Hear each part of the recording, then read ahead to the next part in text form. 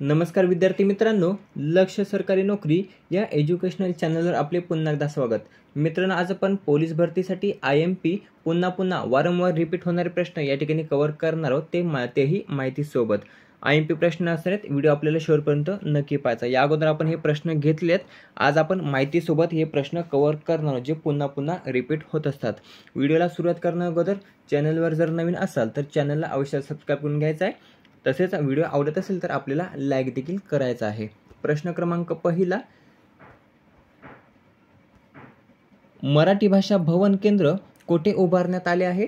तर मराठी भाषा भवन केंद्र हे पर्याय क मुंबई या ठिकाणी उभारण्यात आलेले आहे. कोठे? मुंबई या ठिकाणी. IMP प्रश्न आहे. पुढचा प्रश्न आहे, बक्सरची लढाई कोणत्या वर्षी लढली गेली? तर बक्सरची लढाई ही पर्याय 1764 साली बघा लढण्यात आली होती. केव्हा? 1764 मध्ये. थोडीशी माहिती घेऊया. 1764 साली बक्सरची लढाई झाली होती. कोणामध्ये झाली होती? तर ब्रिटिश ईस्ट इंडिया कंपनी नेतृत्व कोणी केले होते? तर हेक्टर मुनरो. लक्षात ठेवायचं आहे, हेक्टर मुनरो यांच्या नेतृत्वाखाली ब्रिटिश ईस्ट इंडिया कंपनी आणि त्यांच्या विरुद्ध होते बलवंत सिंग, मीर कासिम, शुजाउद्दौला, शाह आलम दुसरा यांचं एकत्रित सैन्य या ब्रिटिश ईस्ट इंडिया कंपनी आणि जे काही नावे सांगितली बघा, तर त्यांच्यामध्ये हे बक्सरचे जे काही युद्ध होते बघा, तर ते झाले होते. केव्हा झाले होते? 1764 साली. हा देखील प्रश्न पुन्हा रिपीट होत असतो. लक्षात ठेवायचं आहे. त्यावेळी बंगालचे नवाब कोण होते? असे प्रश्न देखील विचारले जातात. बक्सरच्या लढाई दरम्यान बंगालचे नवाब कोण होते? तर मीर कासिम हे बंगालचे नवाब होते आणि अवधचे नवाब कोण होते? शुजाउद्दौला. दोन्ही प्रश्न IMP विचारले जातात. बक्सरच्या लढाई दरम्यान बंगालचे नवाब कोण होते? तर मीर कासिम आणि अवधचे नवाब शुजाउद्दौला. या बक्सरच्या लढाईमध्ये ब्रिटिशांचा विजय झाला होता. ब्रिटिशांचा विजय झाला होता.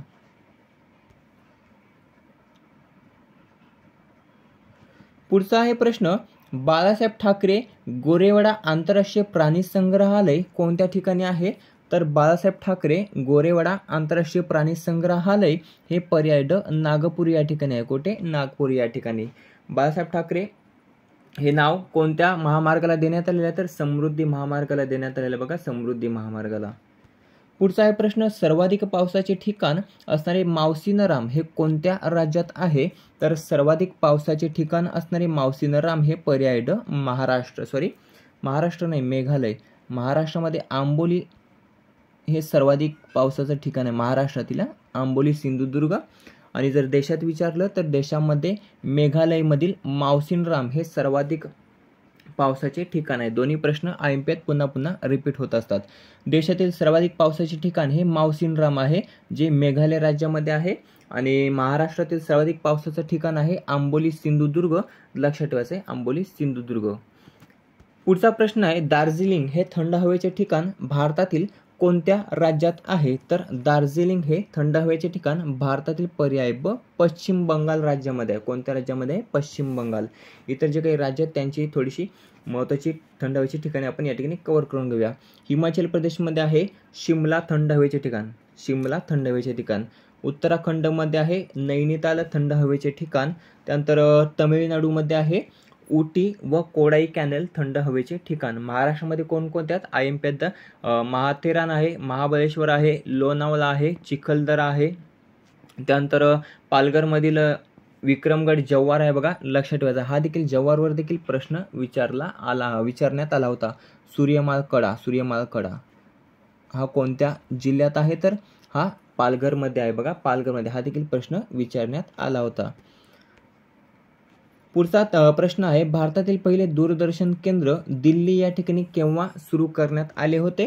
तर भारतातील पहिले दूरदर्शन केंद्र दिल्ली या ठिकाणी पर्याय ड 1959 साली सुरू करण्यात आले होते. 1959 साली. दोन प्रश्न इथे कव्हर झाले. 1959 साली सुरुवात झाली होती. कोणत्या ठिकाणी सुरुवात झाली? दिल्ली या ठिकाणी सुरुवात झाली. दुसरा एक प्रश्न, दूरदर्शनचा शोध हा कोणी लावला होता? दूरदर्शनचा शोध. तर हा देखील प्रश्न पोलीस भरतीमध्ये पडलेला आहे. तर जॉन लॉगी बेअर्ड यांनी बघा दूरदर्शनचा शोध हा लावला होता. पुढचा प्रश्न आहे 18व्या लोकसभेत महाराष्ट्रात सर्वाधिक मतदान केंद्र कोणत्या जिल्ह्यात होते? तर 18व्या लोकसभेत महाराष्ट्रात सर्वाधिक मतदान केंद्र ही बघा पर्याय क पुणे जिल्ह्यामध्ये होते. किती? पुणे जिल्ह्यामध्ये. लक्षात ठेवायचं आहे.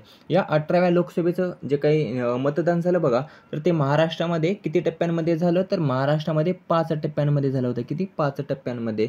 आणि देशात विचारलं तर 7 टप्प्यांमध्ये झालं होतं. लक्षात ठेवायचं आहे. पुढचा प्रश्न आहे एका मुंगेचे महाभारत या प्रसिद्ध पुस्तकाचे लेखक कोण आहेत? तर एका मुंगेचे महाभारत या प्रसिद्ध पुस्तकाचे लेखक आहेत पर्याय ड गंगाधर गाडगीळ. गंगाधर गाडगीळ. आणखीन 4-5 महत्त्वाच्या कादंबऱ्या ज्या पुन्हा पुन्हा रिपीट होत असतात. त्यामध्ये महात्मा ज्योती फुलेंच्या 3 आहेत बघा. गुलामगिरी झालं, ब्राह्मणांचे कसब झालं आणि शेतकऱ्यांचा आसूड. हे 3 महत्त्वाचे ग्रंथ जे महात्मा फुलेंचे विचारले जातात. त्यानंतर छावा कादंबरी विचारली जाते. यमुना पर्यटन, नटसम्राट हे नाटक विचारलं जातं. त्यानंतर युगांतर एक विचारली जाते.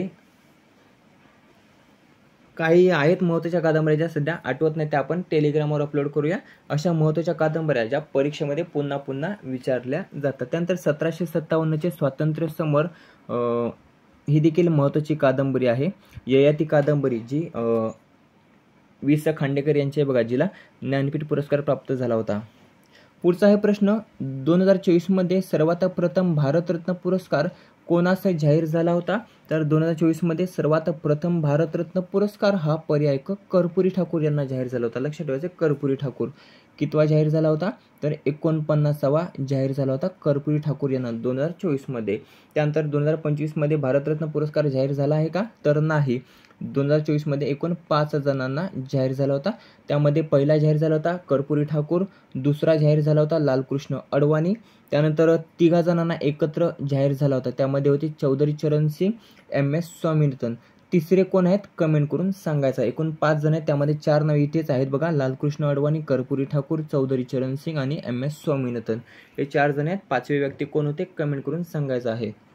देशामध्ये भारतरत्न पुरस्कार प्राप्त करणारे किती व्यक्ती ठरलेल्या? तर 53. एवढी संख्या झालेली 53. भारतरत्न पुरस्कार प्राप्त करणारे पहिले विदेशी नागरिक कोण होते? तर खान अब्दुल गफार खान हे भारतरत्न पुरस्कार प्राप्त करणारे पहिले विदेशी नागरिक होते. लक्षात ठेवायचं आहे. खेळाडू जर विचारलं तर सचिन तेंडुलकर. महाराष्ट्रातील प्रथम महिला जर विचारली तर लता मंगेशकर. लक्षात ठेवायचं लता मंगेशकर. पुढचा आहे प्रश्न भारताचे पहिले मुख्य निवडणूक आयुक्त खालीलपैकी कोण होते?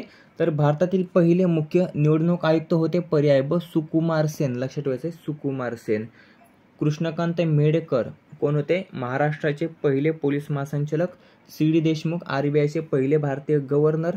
H.J. कानिया सर्वोच्च न्यायालयाचे पहिले मुख्य न्यायाधीश. पहिले भारतीय मुख्य न्यायाधीश. हे देखील लक्षात ठेवायचं आहे. हे 4 IMP आहेत जे पुन्हा पुन्हा रिपीट होत असते.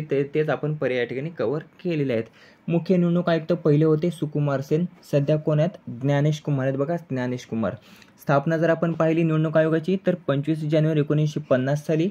नियुक्ती कोण करतात? राष्ट्रपती करत असतात. त्यांचा कार्यकाळ जर आपण पाहिला तर 6 वर्ष किंवा वयाची 65 वर्ष पूर्ण होईपर्यंत त्यांचा कार्यकाळ असतो. पुढचा प्रश्न 74व्या प्रजासत्ताक दिनी प्रमुख पाहुणे म्हणून कोणास आमंत्रित करण्यात आलं होतं? तर 74व्या प्रजासत्ताक दिनी प्रमुख पाहुणे म्हणून पर्याय ब Abdel Fattah al Sisi. Abdel Fattah al Sisi जे इजिप्तचे राष्ट्राध्यक्ष आहेत. कोणत्या देशाचे आहेत? इजिप्तचे राष्ट्राध्यक्ष. तर यांना प्रमुख पाहुणे म्हणून आमंत्रित करण्यात आलं होतं 74व्या प्रजासत्ताक दिनी. आता 74वा प्रजासत्ताक दिन हा 2023 मध्ये आयोजित करण्यात आला होता. 2023 मध्ये. 24 मध्ये 75वा आणि 25 मध्ये 76वा. आता तिन्ही महत्त्वाचे आहेत बघा. तर तिन्ही आपण कव्हर करून घेऊया. 2023च्या 74व्या प्रजासत्ताक दिनी अब्देल फताह अल सिसी. 2024च्या 75व्या प्रजासत्ताक दिनी इमॅन्युएल मॅक्रॉन जे फ्रान्सचे राष्ट्राध्यक्ष आहेत. आणि 2025च्या 76व्या प्रजासत्ताक दिनी इंडोनेशियाचे राष्ट्रपती हे प्रमुख पाहुणे म्हणून आमंत्रित होते. त्यांचं नाव आहे प्रबोवो सुबियांतो. जेव्हा प्रथम प्रजासत्ताक दिवस हा साजरा करण्यात आला बघा तर त्यावेळी प्रमुख पाहुणे म्हणून इंडोनेशियाचेच प्रमुख राष्ट्राध्यक्ष हे प्रमुख पाहुणे म्हणून उपस्थित होते. त्यांचं नाव आहे बघा सुकर्नो. लक्षात ठेवायचं सुकर्नो जो इंडोनेशियाचे राष्ट्रपती होते. झालं एवढं क्लिअर? पुढचा प्रश्न आहे 2023 मध्ये महाराष्ट्राचा पहिला उद्योगरत्न पुरस्कार कोणास प्रदान करण्यात आला? 23-22 चे विचारण्यात येत नाहीत, परंतु जर पहिला असेल ना तर तो विचारण्यात येतो. मग तो कोणत्याही वर्षाचा असू दे तो विचारण्यात येतो. त्यासाठी लक्षात ठेवायचं आहे 2023 मध्ये महाराष्ट्राचा पहिला उद्योगरत्न पुरस्कार हा रतन टाटा यांना जाहीर झाला होता. रतन टाटा यांना 2023 मध्ये या पुरस्काराची सुरुवात झाली आणि पहिलाच पुरस्कार हा रतन टाटा यांना प्राप्त झालाय. लक्षात ठेवायचं आहे रतन टाटा यांना. त्यानंतर 2023 मध्येच त्यांना ऑस्ट्रेलियाचा देखील पुरस्कार मिळाला आहे. ऑर्डर ऑफ ऑस्ट्रेलिया, ऑस्ट्रेलियाचा सर्वोच्च पुरस्कार, तो देखील आपल्याला लक्षात ठेवायचा आहे. भारतातील सर्वात तरुण राज्य खालीलपैकी कोणते आहे? तर भारतातील सर्वात तरुण राज्य ठरलेले आहे बघा पर्याय अ तेलंगणा हे भारतातील सर्वात तरुण राज्य. आता तरुण राज्य म्हणजे काय? तर अलीकडील स्थापन झालेले ज्याला आपण तरुण राज्य म्हणतो. तर तेलंगणा हा प्रश्न पोलीस भरतीमध्ये पडलेला आहे. तर तेलंगणा हे भारतातील सर्वात तरुण राज्य आहे. महाराष्ट्रातील सर्वात तरुण जिल्हा कोणता? तर पालघर हा महाराष्ट्रातील सर्वात तरुण जिल्हा आहे. दोन्ही लक्षात ठेवायचं आहे. पुढचा आहे प्रश्न महाराष्ट्रात तयार होणाऱ्या लाकडी बाहुलीला काय म्हटलं जातं? तर महाराष्ट्रात तयार होणाऱ्या लाकडी बाहुलीला ठकी म्हटलं जातं बघा, ठकी म्हटलं जातं. हा देखील पुन्हा पुन्हा रिपीट होणारा प्रश्न आहे. पुढचा प्रश्न आहे प्रसिद्ध घारापुरी लेणी खालीलपैकी कोणत्या जिल्ह्यात स्थित आहेत? तर प्रसिद्ध घारापुरी लेणी ही रायगड जिल्ह्यामध्ये आहेत बघा, रायगड जिल्ह्यामध्ये आहेत. एलिफंटा जे काही बेट आहे बघा तर ते रायगड जिल्ह्यामध्ये आहे, त्या ठिकाणी हे घारापुरी लेणी आहेत. पुढचा आहे प्रश्न कोकणच्या दक्षिण सीमेजवळून खालीलपैकी कोणती नदी वाहते? तर कोकणच्या दक्षिण सीमेजवळून पर्याय ब तेरेखोल नदी वाहत असते. तेरेखोल नदी, दोन्ही लक्षात ठेवायचं आहे. पुढचा आहे प्रश्न राज्यसभेचा सभासद होण्यासाठी कमीत कमी वय किती असणं आवश्यक आहे? तर राज्यसभेचा सदस्य होण्यासाठी कमीत कमी वय पर्याय ड 30 वर्ष असणं गरजेचं आहे. किती? 30 वर्ष. सध्या राज्यसभेचे पदसिद्ध सभापती कोण आहेत? तर CP राधाकृष्णन आहेत बघा, CP राधाकृष्णन. देशाचे कितवे उपराष्ट्रपती आहेत? 15वे आहेत. जगदीप धनखड यांच्यानंतर CP राधाकृष्णन हे भारताचे 15वे उपराष्ट्रपती बनले आहेत.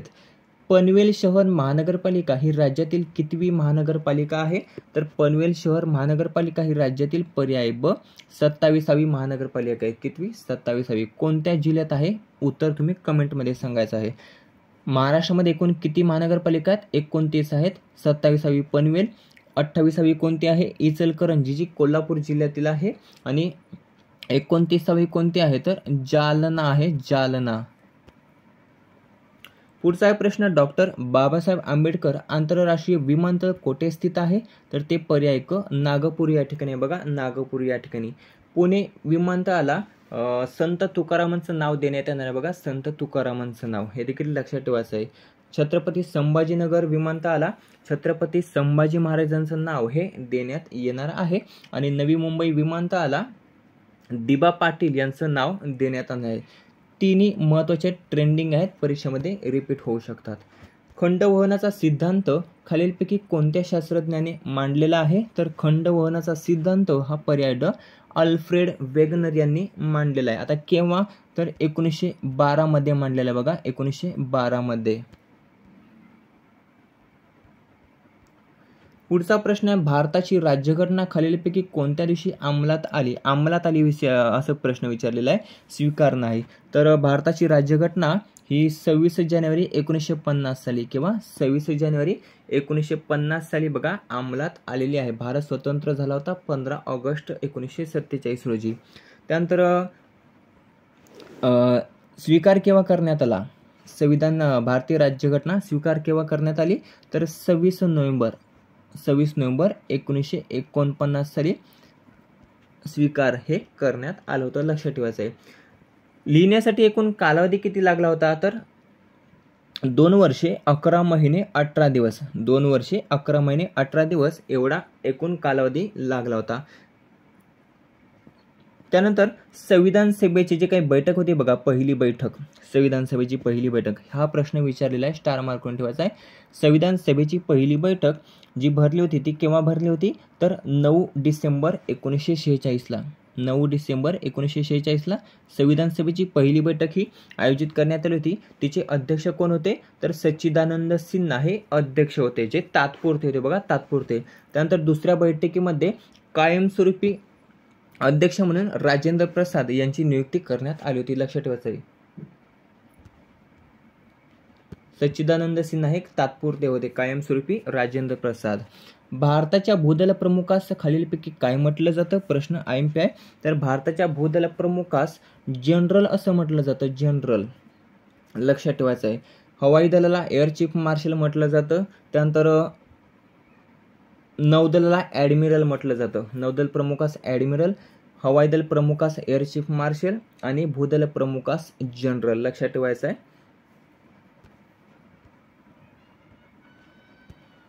पुढचा आहे प्रश्न, कुचिपुडी हा नृत्य प्रकार खालीलपैकी कोणत्या राज्यातील आहे? तर कुचिपुडी हा नृत्य प्रकार पर्याय क आंध्र प्रदेश राज्यातील आहे. कोणत्या राज्यातील? आंध्र प्रदेश राज्यातील.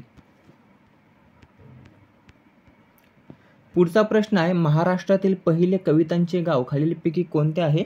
तर महाराष्ट्रातील पहिले कवितांचे गाव आहे पर्याय ब उबादांडा, सिंधुदुर्ग हे महाराष्ट्रातील पहिले कवितांचे गाव आहे. दुसरे कोणते आहे? शिरवाडे. विष्णू वामन शिरवाडकर यांचं हे जन्मगाव आहे बघा, शिरवाडे. तर ते महाराष्ट्रातील दुसरे कवितेचे गाव म्हणून जाहीर करण्यात आलेले आहे, शिरवाडे वणी. लक्षात ठेवायचं आहे. महाराष्ट्रातील पहिले मधाचे गाव कोणते? तर मांघर सातारा हे मधाचे गाव म्हणून प्रसिद्ध आहे, महाराष्ट्रातील पहिले. त्यानंतर पुस्तकाचे गाव हे भिलार सातारा या ठिकाणी पहिले पुस्तकाचे गाव महाराष्ट्रातील. पुढचा प्रश्न, निवडणूक आयोगाने कोणत्या 3 राष्ट्रीय पक्षांचा दर्जा काढून घेतला होता? तर पर्याय ड वरीलपैकी सर्व. राष्ट्रवादी काँग्रेस, तृणमूल काँग्रेस आणि भारतीय कम्युनिस्ट पार्टी या तिघांचा देखील निवडणूक आयोगाने राष्ट्रीय पक्षांचा दर्जा हा काढून घेतलेला आहे. पुढचा प्रश्न, ईस्ट इंडिया कंपनीची भारतातील पहिली फॅक्टरी कोठे स्थापन झाली? IMP प्रश्न. यावर एक महत्त्वाची गोष्ट आपल्याला कव्हर करायची आहे. तर ईस्ट इंडिया कंपनीची भारतातील पहिली फॅक्टरी ही कोठे स्थापन झाली? तर लक्षात असू द्या, सुरत या ठिकाणी. परंतु काही स्रोतांमध्ये बघा मच्छलीपट्टणम या ठिकाणी ईस्ट इंडिया कंपनीची भारतातील पहिली कंपनी ही स्थापन झाल्याचं आढळून येतं. लक्षात ठेवायचं आहे. परंतु ती जी काय होती बघा, तर ती तात्पुरत्या स्वरूपाची वकार असल्याचा दावा हा करण्यात आलेला आहे. परंतु जी महत्त्वाची आहे ती सुरत या ठिकाणी स्थापन करण्यात आली होती. पुन्हा एकदा सांगतो, काही स्रोत हे सांगतात की मच्छलीपट्टणम या ठिकाणी ईस्ट इंडिया कंपनीची भारतातील पहिली फॅक्टरी ही स्थापन करण्यात आली होती, परंतु ती तात्पुरत्या स्वरूपाची वखार असल्याचा दावा देखील करण्यात येतो. आणि जे काही पोलीस भरती वगैरे प्रश्न विचारण्यात आलेले बघा, तर त्यामध्ये सुरत हे योग्य उत्तर असणार आहे. सुरत योग्य उत्तर. जर पर्यायांमध्ये सुरत नसून मच्छलीपट्टणम असेल तर आपल्याला उत्तर हे मच्छलीपट्टणम द्यायचं आहे. लक्षात ठेवायचं आहे, मच्छलीपट्टणम. पण सुरत उत्तर असेल तर सुरत हे आपलं योग्य उत्तर असणार आहे. पुढचा प्रश्न घेऊया. पुढचा प्रश्न आहे, 1896ला पहिल्या ऑलिम्पिक खेळाचे आयोजन कोणत्या देशात करण्यात आले होते? तर 1896ला पहिल्या ऑलिम्पिक खेळाचं आयोजन हे पर्याय ब अथेन्स ग्रीस या ठिकाणी करण्यात आलं होतं. एक प्रश्न तुमच्यासाठी, ऑलिम्पिकमध्ये वैयक्तिक सुवर्ण पदक मिळवणारा पहिला भारतीय कोण? उत्तर कमेंट करून सांगायचं आहे. पुन्हा रिपीट होतो. हे झालं पहिल्या ऑलिम्पिक खेळ. आता 2024च्या ज्या काही ऑलिम्पिक स्पर्धा पार पडल्या बघा, तर त्या कोठे पार पडल्या होत्या? तर पॅरिस या ठिकाणी पार पडल्या होत्या. पॅरिस फ्रान्स या ठिकाणी. ज्याचे ध्वजवाहक कोण होते? PR श्रीजेश होते, शरद कमल अचंता आणि PV सिंधू हे भारताचे ध्वजवाहक होते. उद्घाटनावेळी समारोपवेळी होते PR श्रीजेश आणि मनू भाकर, दोन्ही वेगवेगळे लक्षात ठेवायचे आहेत. त्यानंतर भारताने यामध्ये पदके किती जिंकलेले आहेत? 6 पदके जिंकलेले एकूण. त्यामध्ये 5 कांस्य पदक आणि 1 रौप्य पदक. भारताला एकही सुवर्ण पदक जिंकता आलेलं नाही पॅरिस ऑलिम्पिक 2024च्या स्पर्धेमध्ये. 1 रौप्य पदक कोणी जिंकलं होतं? तर भारताचा गोल्डन बॉय नीरज चोप्राने जिंकलं होतं भालाफेक या खेळामध्ये. झालं एवढं कवर. आता येणाऱ्या ऑलिम्पिक स्पर्धा कोणत्या देशात आयोजित करण्यात आलेल्या आहेत? उत्तर तुम्ही सांगायचं आहे. पुढचा प्रश्न, सर्वात कमी लोकसंख्या कोणत्या केंद्रशासित प्रदेशामध्ये आढळते? तर पर्याय क लक्षद्वीप या केंद्रशासित प्रदेशामध्ये सर्वात कमी लोकसंख्या ही आढळते. पुढचा आहे प्रश्न, इंटेलिजन्स ब्युरो IB चे प्रमुख खालीलपैकी कोण आहेत? तर इंटेलिजन्स ब्युरो IB चे प्रमुख आहेत पर्याय क तपन कुमार डेका. तपन कुमार डेका हे IB चे प्रमुख आहेत, लक्षात ठेवायचे. सदानंद दाते हे NIA प्रमुख आहेत, NIA.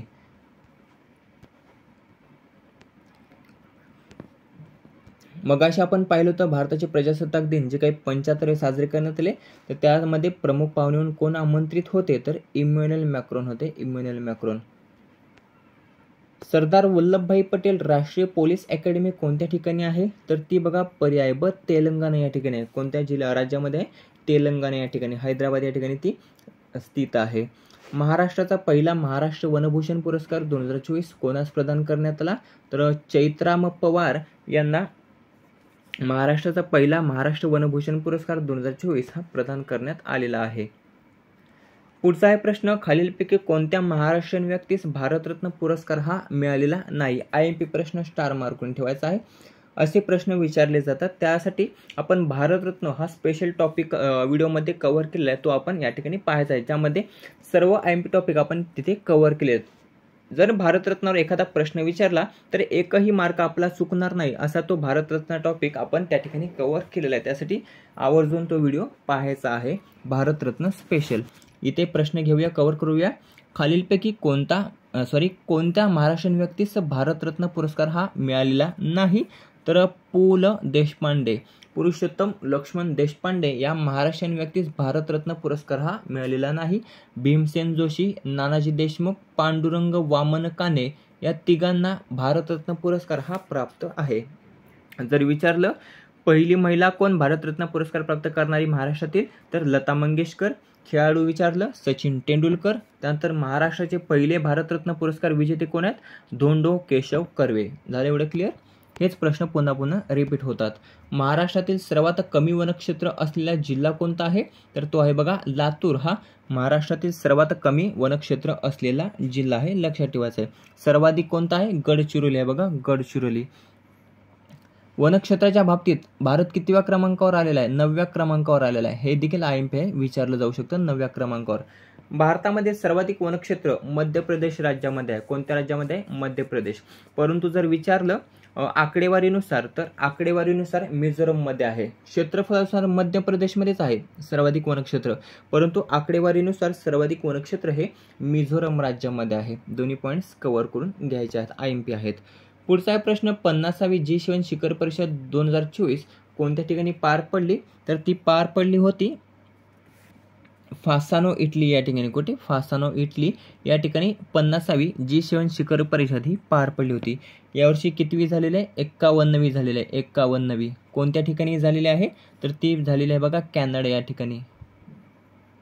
कॅनडा या देशामध्ये झालेली आहे 51वी. IMP विचारलं जाऊ शकतं. पुढचा आहे प्रश्न, महाराष्ट्रात एकूण जिल्हा परिषदांची संख्या किती आहे? तर महाराष्ट्रामध्ये एकूण जिल्हा परिषदांची संख्या आहे 34. लक्षात ठेवायचं, महाराष्ट्रामध्ये 34 जिल्हा परिषद आहेत. विधानसभेची सदस्य संख्या 248, 29 महानगरपालिका आहेत, 48 लोकसभेची सदस्य संख्या आहे. पुढचा आहे प्रश्न, महाराष्ट्रामध्ये एकूण जिल्ह्यांची संख्या किती आहे? तर 36 जिल्ह्यांची संख्या किती? 36. महाराष्ट्रामध्ये एकूण 36 जिल्ह्यात. तालुके किती आहेत? 358 तालुके आहेत. पुढचा आहे प्रश्न, छत्रपती संभाजी महाराजांचा मृत्यू कोणत्या वर्षी झाला होता? IMP प्रश्न 1 यावर प्रश्न हमखास विचारला जातो. छत्रपती संभाजी महाराजांचा मृत्यू हा झाला होता 1689 साली. किंवा 1689 साली. तारीख जर आपण पाहिली तर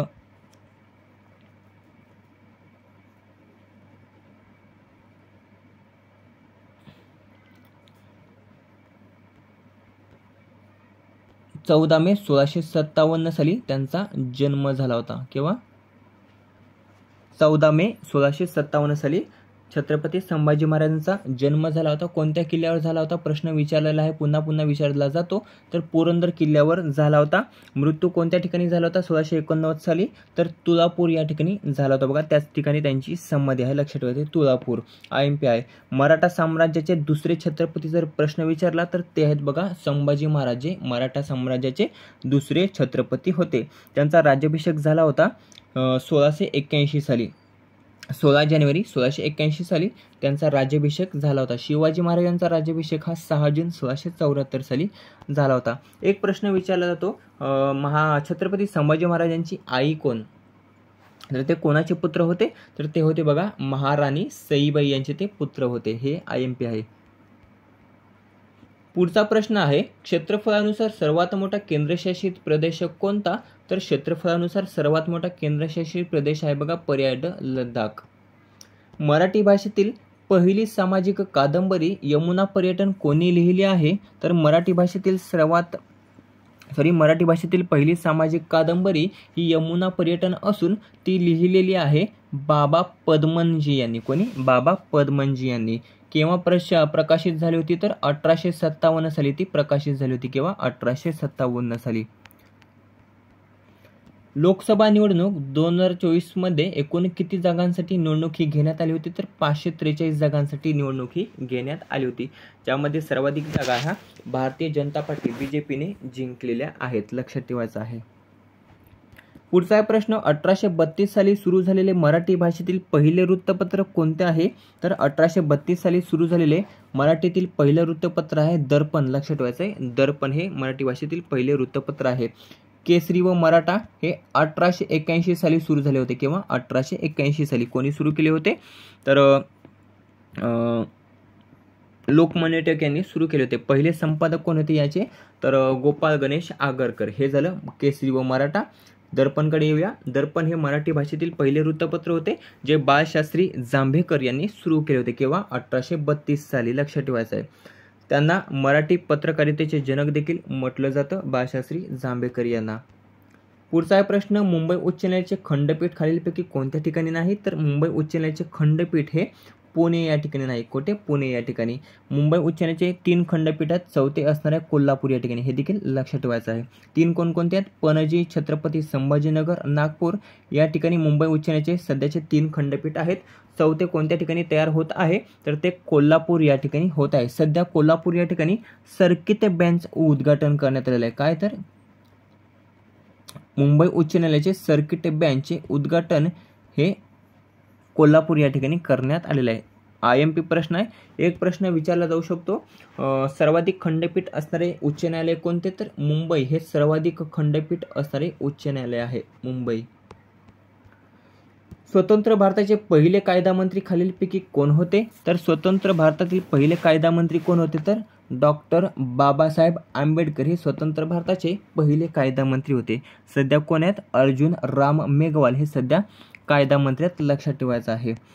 महाराष्ट्रातील अतिपूर्वेकडील जिल्हा खालीलपैकी कोणता आहे? तर महाराष्ट्रातील अतिपूर्वेकडील जिल्हा आहे गडचिरोली. दक्षिणेकडील कोणता आहे? सिंधुदुर्ग आहे. पश्चिमेकडील कोणता? पश्चिमेकडील कमेंट करून सांगा. ब्रेल लिपीत अक्षरांसाठी जास्तीत जास्त किती टिंबांचा वापर केला जातो? तर पर्याय ब 6 टिंबांचा वापर केला जातो. किती? 6. महाराष्ट्र राज्यात राज्य राखीव पोलीस बल प्रशिक्षण केंद्र कोणत्या ठिकाणी आहे? तर ते आहे बघा पर्याय क नानवीज दौंड या ठिकाणी महाराष्ट्र राज्यात राज्य राखीव पोलीस बल प्रशिक्षण केंद्र आहे. महात्मा फुलेंनी आपला गुलामगिरी हा ग्रंथ कोणत्या देशातील जनतेस अर्पण केला?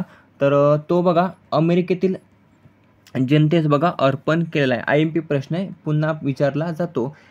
ब्राह्मणांचे कसब, सार्वजनिक सत्यधर्म, गुलामगिरी, शेतकऱ्यांचा आसूड हे 4 जे काही महत्त्वाचे पुस्तक आहेत बघा, तर ते पुन्हा पुन्हा रिपीट होत असतात. त्यांचा मरणोत्तर ग्रंथ कोणता प्रसिद्ध आहे? मरणोत्तर ग्रंथ तर सार्वजनिक सत्यधर्म. पुढचा प्रश्न, साल्हेर हे थंड हवेचे ठिकाण महाराष्ट्रातील कोणत्या जिल्ह्यात आहे? तर साल्हेर हे थंड हवेचे ठिकाण महाराष्ट्रातील नाशिक या जिल्ह्यामध्ये. कोणत्या जिल्ह्यामध्ये? नाशिक या जिल्ह्यामध्ये. महाराष्ट्रातील दुसरे सर्वात उंच शिखर कोणते? तर साल्हेर आहे. पहिलं कोणतं आहे? कळसुबाई आहे. दोघांची महत्त्वाची उंची आपण या ठिकाणी कव्हर करून घेऊया. सुरुवात करूया साल्हेरपासून. साल्हेरची एकूण उंची किती आहे? 1567 मीटर. किती? 1567 मीटर. फुटांमध्ये विचारलं तर 5141 फूट एवढी उंची आहे. हे झालं साल्हेरचं. कळसुबाईकडे येऊया. कळसुबाईची एकूण उंची किती आहे? 1646 मीटर. किती? 1646 मीटर. 5400 ही फुटांमध्ये उंची आहे. किती? 5400 फुटांमध्ये. दोन्हीमध्ये विचारली जाते, कधी कधी कन्फ्यूज होतो बघा. कधी कधी प्रश्न काय विचारला जातो, कळसुबाई या सर्वोच्च शिखराची उंची ही किती फूट आहे? तर आपण उत्तर हे मीटरमध्ये देऊन जातो, परंतु फुटांमध्ये विचारली जाते. त्यासाठी दोन्ही लक्षात ठेवायचं आहेत. तर फूट आणि मीटर प्रश्न नीट वाचायचा आणि त्यानंतरच उत्तर द्यायचं आहे. आपण उंची कव्हर केलेले नाशिक जिल्ह्यामध्ये आहे. कळसुबाई कोणत्या जिल्ह्यामध्ये आहे? अहिल्यानगर जिल्ह्यामध्ये, अहिल्यानगर. पुढचा प्रश्न, कोणत्या वर्षी भारताची राजधानी ही कोलकात्यावरून दिल्लीला हलवण्यात आली? तर 1911 साली भारताची राजधानी कोलकाता ही दिल्लीला हलवण्यात आलेली आहे, लक्षात ठेवायचं आहे. भारतातील कोणते सरोवर उल्कापातामुळे निर्माण झालेले सरोवर आहे? तर लोणार सरोवर हे उल्कापातामुळे निर्माण झालेले सरोवर आहे. कोणत्या जिल्ह्यामध्ये आहे? तर बुलढाणा जिल्ह्यामध्ये, बुलढाणा. पुढचा आणि शेवटचा प्रश्न आहे, खाशाबा जाधव यांचा जन्मदिवस महाराष्ट्रात कोणता दिवस म्हणून साजरा केला? तर पर्याय अ, महाराष्ट्र राज्य क्रीडा दिवस हा त्यांचा जन्मदिवस महाराष्ट्रामध्ये साजरा करण्यात आलेला आहे. मित्रांनो, अशा प्रकारे पोलीस भरतीमध्ये वारंवार रिपीट होणारे महत्त्वाचे जीकेचे प्रश्न आपण या ठिकाणी कव्हर केलेले आहेत, जे येणाऱ्या भरतीसाठी देखील उपयुक्त असणार आहेत. व्हिडिओ कसा वाटला कमेंट करून नक्की सांगायचं आहे. व्हिडिओ आवडला असेल तर मित्रांसोबत जास्तीत जास्त शेअर करायचा आहे. याचा PDF हवा असेल तर मेसेज करा, टेलिग्रामवर अपलोड करून टाकेन. भेटूया पुढच्या व्हिडिओमध्ये. धन्यवाद.